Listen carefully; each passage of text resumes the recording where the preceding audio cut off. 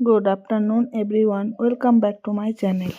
আজ 3 সেপ্টেম্বর আর এখন বাজছে 12:30।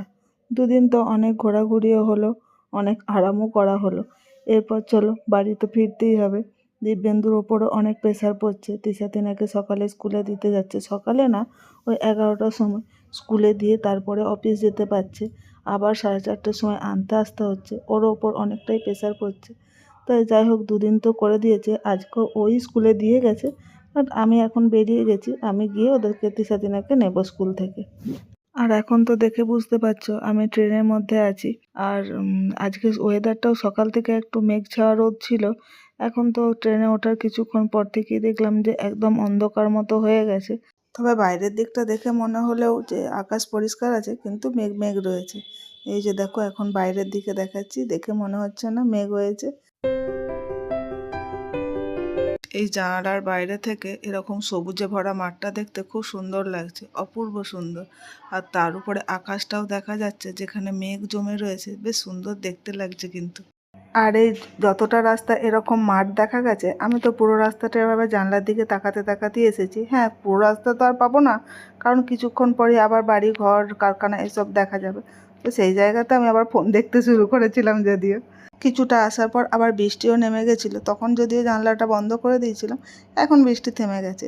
আর শরৎকাল যে এসে গেছে, দেখো ওই যে দূরে কাশফুল দেখা যাচ্ছে, এই দেখেই বোঝা যাচ্ছে যে শরৎকাল এবার চলেই এসেছে। আর এই কাশফুলই আমাদের জানিয়ে দিচ্ছে যে মা দুর্গার আসতে আর বেশি দিন দেরি নেই।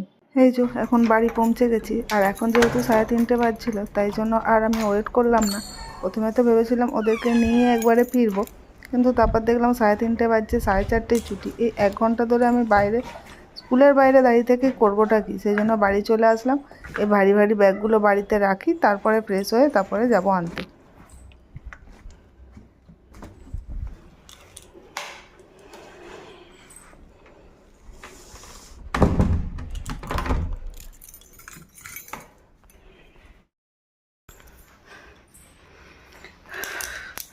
প্রচণ্ড গরম। চলো আমি এগুলো সব ব্যাগ ট্যাগ রাখি, তারপরে একটু ফ্রেশ হয়ে তিশা তিনাকে নিতে যাব। তারপরে দেরি আছে যদি ওদের ছুটি হতে 45 মিনিটের মতো। ততক্ষণ ফ্রেশ হয়ে একটু মা যা কিছু দিয়েছে এগুলো বের করি। চলো। দেখেছো ঘরের অবস্থা? সেই রবিবার দিন আমি বেরিয়েছি, তো তখন সেই রাধা অষ্টমীর জন্য খাবার বানিয়েছিলাম, তার তালের বড়া ছিল। সেই তালের বড়াগুলো বাইরেই বের করে রেখেছি, সেগুলো আর ফ্রিজে ঢোকাইনি। দেখবে, তোমাদেরকেও দেখাচ্ছি। এই যে দেখো, এই বাটিটার মধ্যে রেখেছিলাম। হ্যাঁ, যাই হোক, ওরা একটা থালা ঢাকা দিয়েছে, সঙ্গে আবার এই ঝুড়িগুলোও ঢাকা দিয়ে রেখেছিল। এই যে দেখো, একটা কেটেও দেখেছি, ওটা ভালো আছে। ভাবছিলাম সুতো টুতো হয়তো কেটে গেছে, তো যাই হোক দেখলাম, খেয়েও দেখলাম ভালো আছে, খাওয়া যাবে, অসুবিধা নেই। কিন্তু ফ্রিজে কেন ঢোকাইনি সেটাই বুঝতে পারলাম না। দিব্যেন্দুকে ফোন করেছিলাম, না মানে ওই ফোন করেছিল আমি পৌঁছে গেছি কিনা জিজ্ঞাসা করার জন্য। তো বললাম যে এটা ঢোকাওনি কেন? বলে ওটা খাবারটা, মানে তালের বড়াটা ফ্রিজে ঢোকাতে হতো। ভাবো, মানে এটাও আমাকে বলে দিতে হতো যে এটা খাবারটাও ফ্রিজে নাকি ঢোকাতে হবে। মালপোয়াটা বলে দিয়েছিলাম, তাই ওটাকেই ফ্রিজে রেখেছিল, এটা আর ফ্রিজে জ্বলেনি। চলো এবার ব্যাগটা খালি করি। তবে আমি এখনো ড্রেস চেঞ্জ করিনি, হাত পা ধুয়ে নিয়েছি, একটু মুখে চোখে জলও দিয়ে নিয়েছি। এরপর চলো ব্যাগটা খালি করি, কারণ অনেক খাবার দাবার আছে, নয়তো নষ্ট হয়ে যাবে।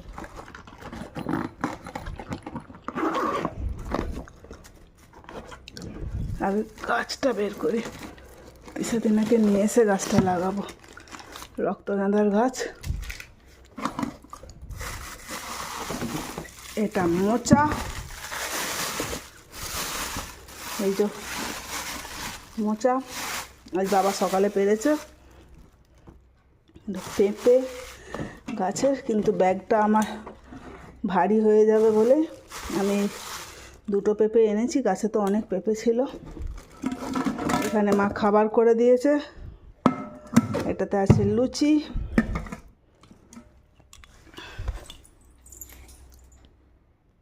এই যে লুচি আর মিষ্টি। নাতনিদের জন্য, সব স্কুল থেকে ফিরে এসে কি খাবে নাতনিরা, তাই দিদি বানিয়ে দিয়েছে সকাল সকাল। এখানে লুচি আর মিষ্টি আছে, আর আমার ব্যাগে আছে বাকি জিনিসপত্র। এটা নিমখোল, আর আছে এটা তিল তেল। তিশা তিনাকে মাখাবো বলে মাকে বলেছিলাম একটু তিল কিনে ঘানিয়ে দেবে, সেটাই দিয়ে রেখেছে এই তেলটা। আর আছে মামিমা দিয়েছে নারকেল, আর কি ও গাছের লঙ্কা, সেগুলো আমি তুলে নিয়ে এসেছি। অনেকগুলো গাছ আছে ওখানে, তো ওরা কেউ সেভাবে লঙ্কা খাওয়া হচ্ছে না। দুজন মানুষ আর কত লঙ্কা খাবে, আর প্রচণ্ড ঝাল লঙ্কাগুলোতে পেকে যাচ্ছিল, আমি এই জন্য তুলে নিয়ে এসেছি। এখানে নিয়ে এসেছি তিল, আর এটা কি ও খাবার দিয়েছে বলে মা শুকনো লঙ্কা দিয়েছে। আর আছে এর মধ্যে একটাতে আছে কালকে মাইমা রসমালাই কিনে নিয়ে এসেছিল, সেই রসমালাই। আর একটায় আছে পায়েস, নাতনিরা যে ছিল না দাদুনের বার্থডেতে, তাই পায়েস। এই যে ভালোই আছে পায়েসটা, অসুবিধা নেই। ফ্রিজে ছিল তো ওই জন্য এটাও ভালো আছে, কিন্তু মনে হচ্ছে না এটা ভালো আছে, দই মতো হয়ে গেছে।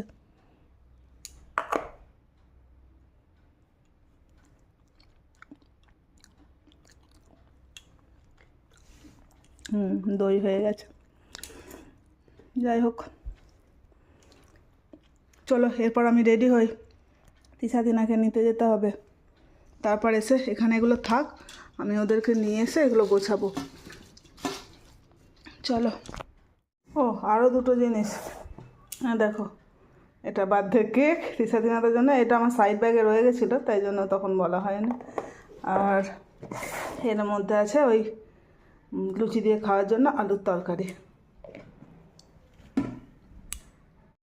এখন সন্ধ্যা হয়ে গেছে, সন্ধ্যাও দেখিয়ে নিয়েছি। তিশা তিনাকে স্কুল থেকে নিয়ে আসার পর ওদের সাথে গল্প করতে ব্যস্ত হয়ে গেছিলাম, তাই তারপরে আর তিশার না তিনার ক্লাসও ছিল, গিটার ক্লাস ছিল আজকে, তো এইসবের কারণে আর তখন ভিডিও করা হয়নি। এখন 7:30 মতো বাজছে। আমি এরপর চলো রান্না বান্না করে নিই। ওরা তো ওই কয়েকদিন তো দোকান থেকে কিনে আর ওই আলু সেদ্ধ ভাত খেয়ে কাটিয়েছে। এরপর আজকে একটু তরকারি করবো ভেবেছি। দিব্যেন্দু ডাল করে রেখে গেছিলো, সেটাও আছে ওই যে পাশের কড়াইটাতে, ওটা একটু ফুটিয়ে নেবো। আর একদিকে একটু ভাত বসিয়ে দেবো। ওই রাত্রিতে 9টা 9:30 সময় ফিরে এসে আর রাত্রিবেলায় কি কিছু রান্না করতে ইচ্ছা করে? আর সকালবেলা তো সেরকমই রান্না করবে কি, ওর মানে তাড়াতাড়ি তো যাওয়ার থাকে 3 জনেরই, তাই অল্প কিছু রান্না করে ডাল আলু সেদ্ধ এরকম করে রান্না করে খেয়ে দিয়ে গেছে।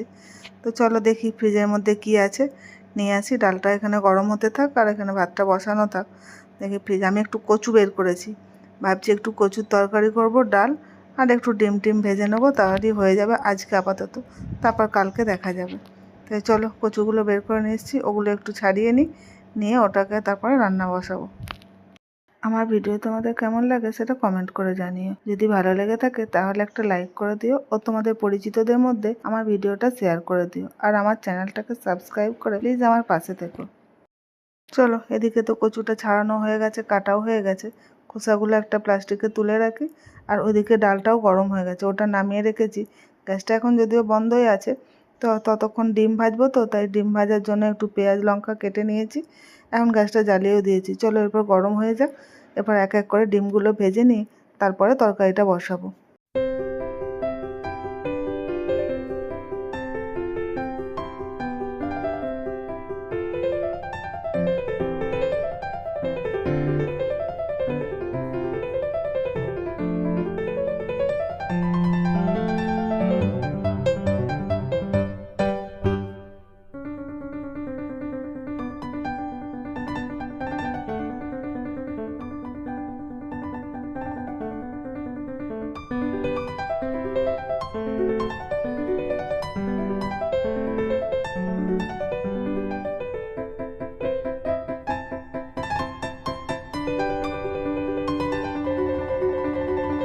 চলো ভিডিওটা তাহলে আজ এই পর্যন্তই, দেখা হবে নেক্সট ব্লগে। ভালো থেকো সকলে, টাটা।